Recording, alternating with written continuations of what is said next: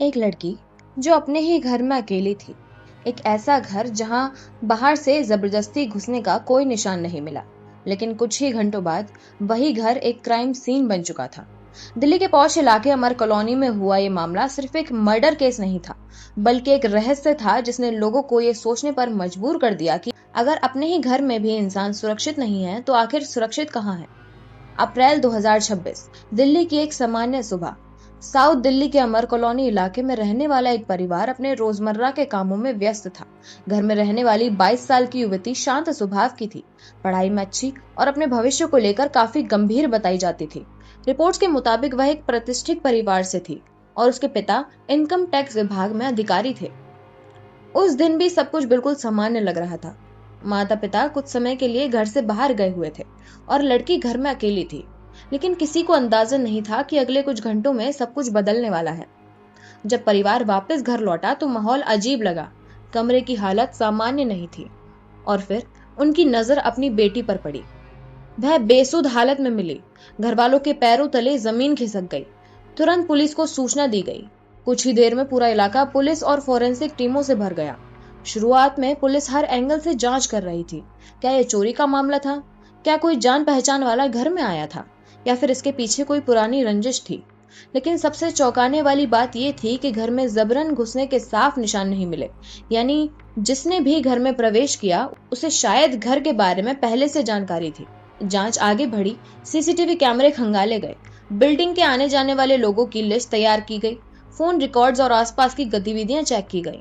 और तभी जांच एक ऐसे व्यक्ति तक पहुंची जिसका नाम सुनकर परिवार भी हैरान रह गया। एक पूर्व घरेलू सहायक। रिपोर्ट्स के अनुसार वह पहले उसी घर में काम कर चुका था। उसे परिवार की दिनचर्या के बारे में काफी कुछ पता था।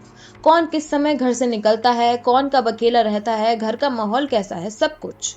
पुलिस को शक हुआ कि आरोपी ने पहले से ही परिवार की गतिविधियों पर नजर रखी हुई थी और उसने उसी समय को चुना जब लड़की घर में अकेली थी।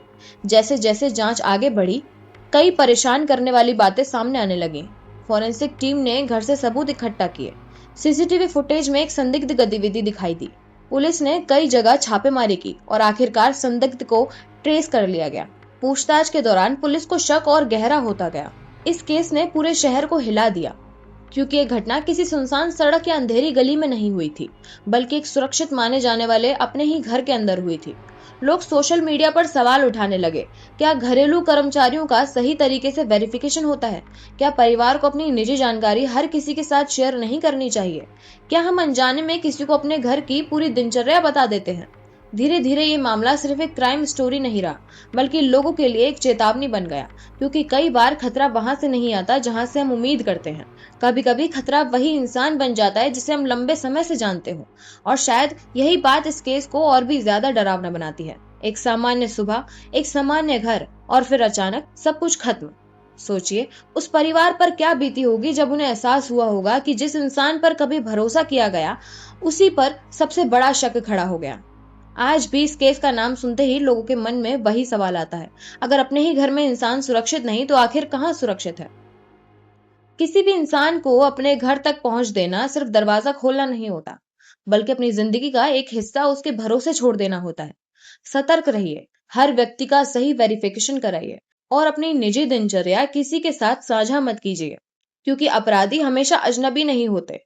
कभी कभी वो पहले से आपका भरोसा जीत चुके होते हैं। ये था अमर कॉलोनी दिल्ली का वो मामला जिसने पूरे शहर को डर और सवाल दोनों दे दिए।